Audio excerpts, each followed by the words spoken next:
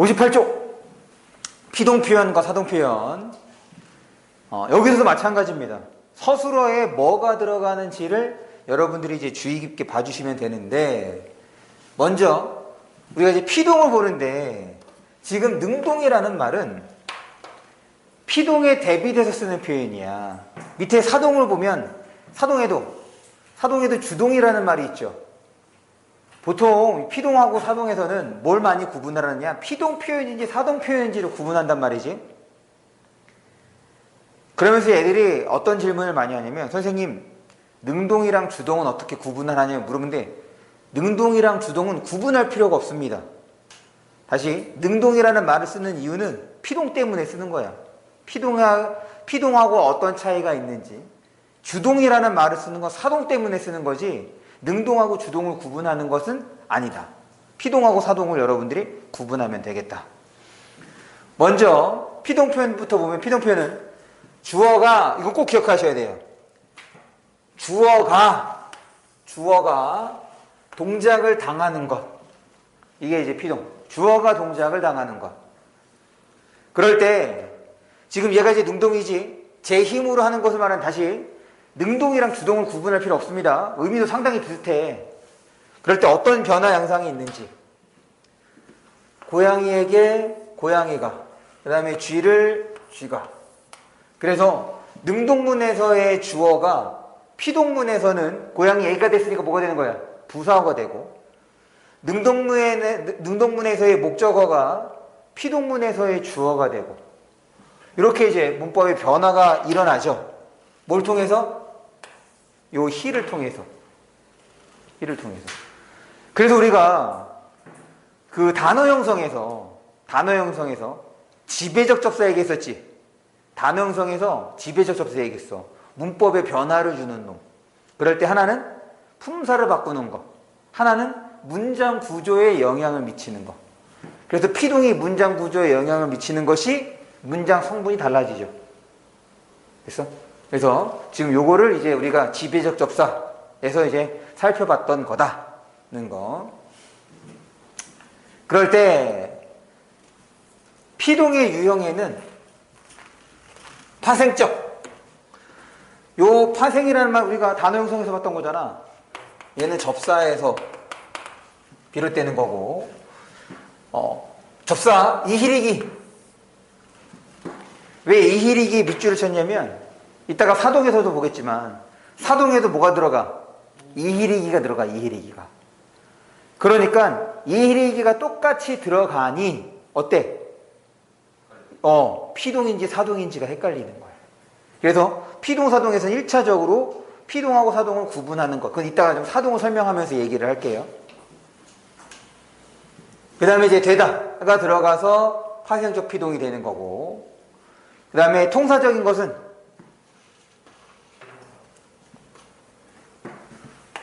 통사라는 얘기는 일종의 이제 동사구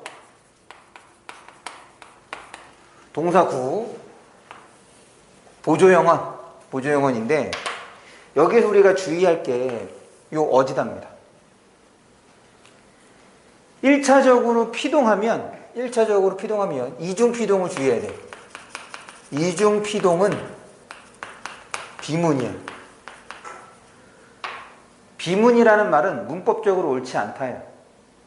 그럼 이중피동인 거니까 피동을 두 번 쓴 거거든. 그럴 때 나타나는 애가 바로 얘입니다. 그러니까 여기에 있는 놈이랑 여기에 있는 파생적 피동 하나랑 그 다음에 어지다랑 쓰이게 되는 거. 그럼 이중피동을 피하는 방법은, 구분하는 방법은 어지다를 빼보면 됩니다. 어지다를 뺐을 때 이중피동이니까 하나를 빼도 하나의 의미가 남는 거죠. 빼도 의미가 성립해. 그러면 걔는 틀린 문장이에요. 이때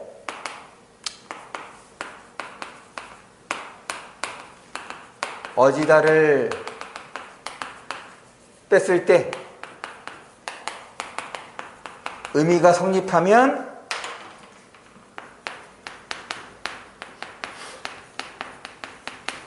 틀린 문장이다 하는 거. 그래서 이제 일단 피동하면 이중피동 주의해 주시고, 그 다음에 이제 사동으로 넘어갑니다.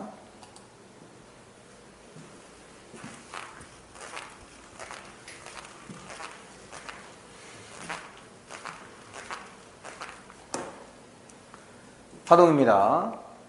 마찬가지 주동은 이제 사동하고 좀 대비되는 걸로써 이제 기억해야 되는 건데, 여기서도 주어가 있고, 주어가 시키는 것. 사동 표현은 주어가 시키는 것. 그 다음에 주동은 주어가 직접 하는 것. 주어가 직접 하는 거랑 주어가 제 힘으로 하는 거랑 똑같은 거 아니야? 그래서 주동하고 능동 구분할 필요가 없는 거예요. 그런 문제도 내지도 않고. 다만 주동이라는 말하고 능동이라는 말을 쓰는 이유가 사동에 대비되는 표현, 피동에 대비되는 표현으로서 지금 피동에 대비되면 능동이 되는 거고, 사동에 대비되면 이제 주동이라는 말을 쓰는 거죠. 그럴 때 여기서도 변화 양상을 살펴보면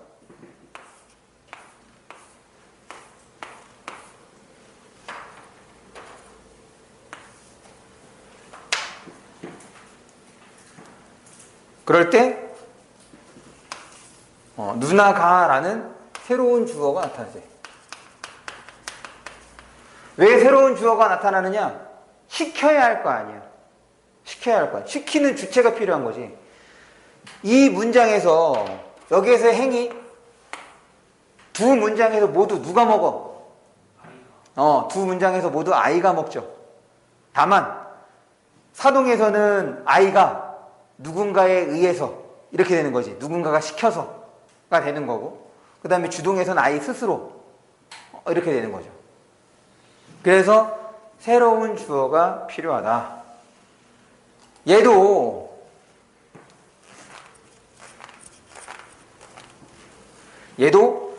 파생적 사동하고 통사적 사동으로 볼 수 있는데, 아까 봤던 것처럼 똑같이 이히리기가 들어가기 때문에 피동하고 구분을 해야 되는데, 지금 피동 사동 구분법에서 제일 먼저 주어가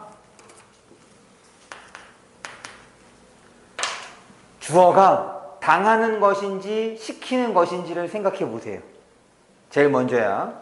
그냥 당하다 이렇게 생각하면 안 돼. 주어가 꼭 넣어야 돼. 얘를 꼭 넣어서 주어가 당하는 것인지 주어가 시키는 것인지를 따져볼 것. 그런데도 헷갈려. 이제 두 번째가 필요한 거지. 두 번째는 개하다로 바꿉니다. 지금 똑같이 겹치는 부분 있죠?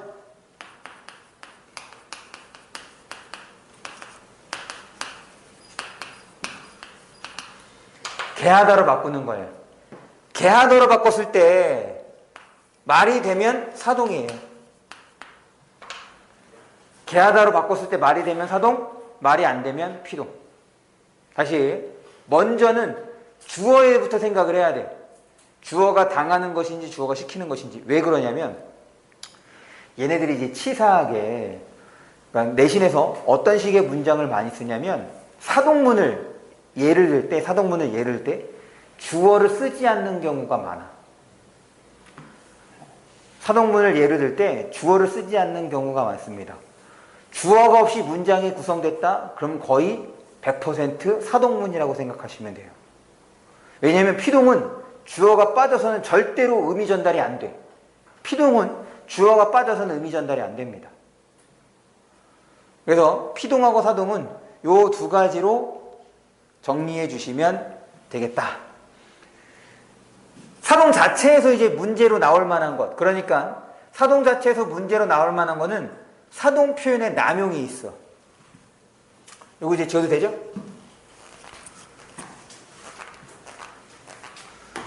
여기에서 이제 문제가 되는 거는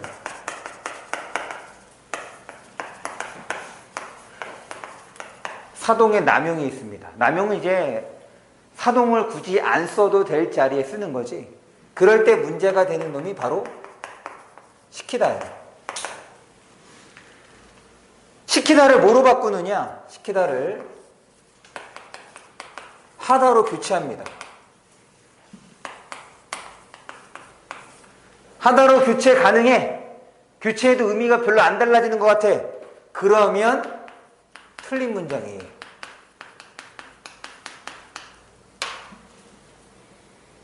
봐봐. 지금 여기 파생적 사동에서 여기서 시키다를 제대로 쓴 거거든. 경찰이 차를 정지했다. 말이 돼, 안 돼? 말이 안 되지. 왜냐면 차를 정지하려면 차에 타고 있어야 되잖아. 지금 경찰이 수신호나 이런 것들을 통해서 정지시킨 거 아니야. 무슨 말인지 알겠어? 다시. 사동사 자체에서 이제 우리가 문법 문제로 혹은 고쳐쓰기 문제로 볼 법한 문제는 사동 표현의 남용이 되는데 그때 남용의 대상은 시키다입니다. 시키다의 경우 얘를 판별하는 거. 봐. 피동 자체에서는 어디다가 문제였지? 걔는 무조건 잘못된 거야. 무조건이지. 걔를 뺐을 때 여부를 확인해 주면 되고 사동에서는 시키다를 하더로 교체를 합니다. 바꿨을 때 교체가 가능해. 말이 되면 틀린 문장이에요. 말이 안 돼야 올바른 문장. 그래서 지금 경찰이 차를 정지시켰다, 정지했다. 말이 어색하죠? 그게 이제 시켜서 잘 쓴 거. 요 사동에도 이중사동이라는 개념이 있어요. 그런데 사동에서의 이중사동은 이거는 의미가 다른 거예요. 예를 들어서 여기 경찰의 차를 정지시켰다. 내가 이중사동을 하면 정지시키게 했다 이렇게 되는 거거든.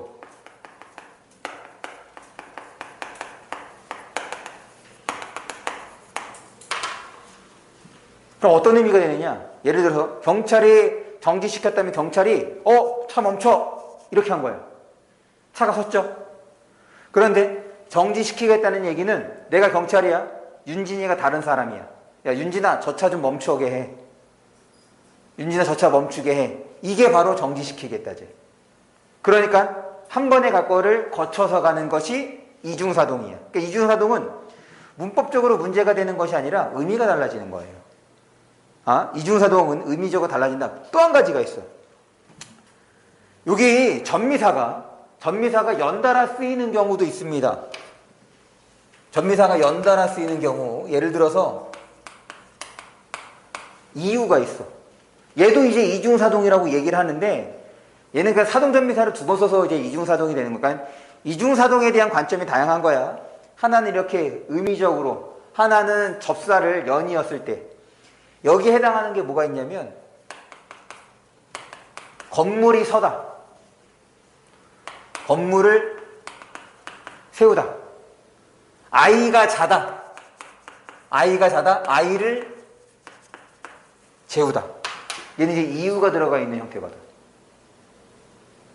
얘도 이제 이중사동이라고 설명하기도 합니다. 됐죠? 이제 사동까지 봤습니다. 그 다음 마지막에 59초.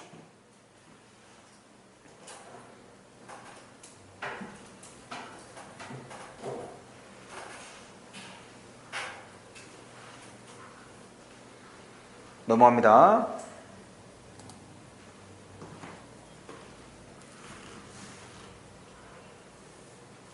네.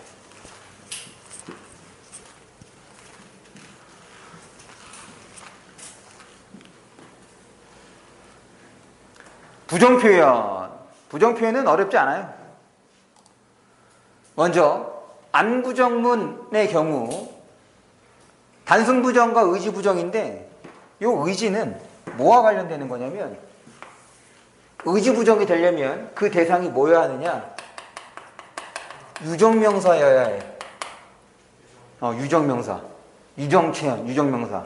그럼 유정명사가 뭐냐면 의지가 있는 것을 유정명사, 유정체현이라고 합니다. 그럼 의지가 있는 여부를 어떻게 판단하느냐? 얘는 스스로 움직일 수 있느냐야.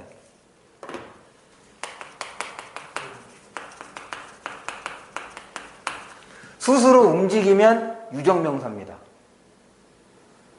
그래서 이 유정명사, 무정명사와 관련해서 지금 구분할 때 에게라는 조사와 에라는 조사가 있는데 이 조사는 에게일 때가 이제 유정명사에서 쓰는 거고 에가 무정명사에서 쓰는데 예를 들면 이래요. 꽃에 물을 주다. 강아지에게 먹이를 주다.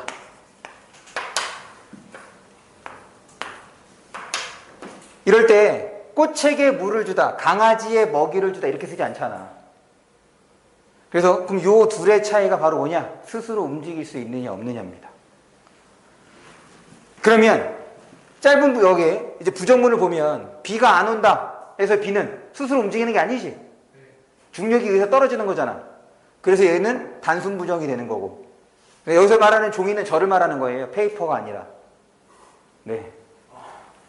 전에 이렇게 썼더니 애들이 뭐야 이거 이상한데 이거 하더라고. 그래서 여기서 말하는 예를 들은 종이는 지금 우리가 이제 쭉 문법 공부를 해왔는데 여기에 이제 다양한 사람들이 등장하잖아.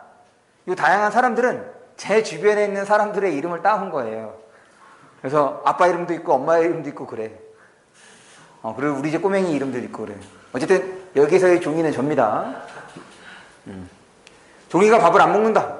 얘는 이제 의지가 있죠? 그래서 얘는 이제 의지 부정이 되는 거야. 단순 부정, 의지 부정. 철수와 영희도 주변에 아니에요. 철수와 영희는 없어요. 그는 많이 쓰는 거잖아. 철수와 영희는 많이 써서 그냥 쓰는 거고. 철수 영희 빼고 이제 좀 이제 누군가 이름인 것 같은 것들은 정말 주변의 사람들이에요.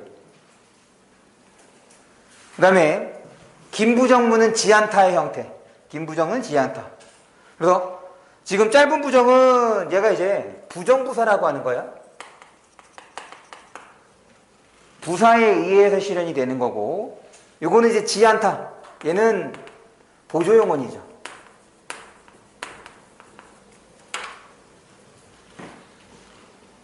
됐습니까? 그 다음에 목부정. 얘는 이제 능력부정을 말하는데, 이 능력부정을 외부 상황과 관련해서 생각해 볼 수 있어. 지금 종이가 이가 자라지 않아. 이가 덜 났지. 그래서 밥을 못 씹어 먹어. 반면에 얘는 수저가 없어서 얘는 외부 상황에 의한 능력 부정이 되는 거죠. 그러니까 능력 부정도 내부 사정이냐 외부 상황에 대한 거냐 이렇게 나눠볼 수 있다는 거야. 그 다음에 긴 부정문은 마찬가지입니다. 먹지 못한다. 얘도 보조용언을 통해서 실현이 되고 얘도 부사를 통해서 실현이 됩니다. 마지막입니다. 말다부정문. 이 말다부정문은 어디에서 쓰는 거냐면 명령형과 청유형에서 뭐로만 쓰느냐? 긴 부정문의 형태로밖에 못 쓰는 거죠. 왜? 말다가 뭐이기 때문에? 동사이기 때문에 얘는 긴 부정문의 형태로 지각하지 마라, 지각하지 말자 이렇게 쓰는 것이. 됐습니까? 네. 여기까지가 지금 우리가 품사부터 살펴도 여기까지가 현대문법의 이제 근간이야. 다음에 이제 의문은 조금 우리가 여태까지 살펴본 거랑 좀 연결성이 떨어져, 좀 동떨어진 분야라고 생각하시면 됩니다. 고생했어.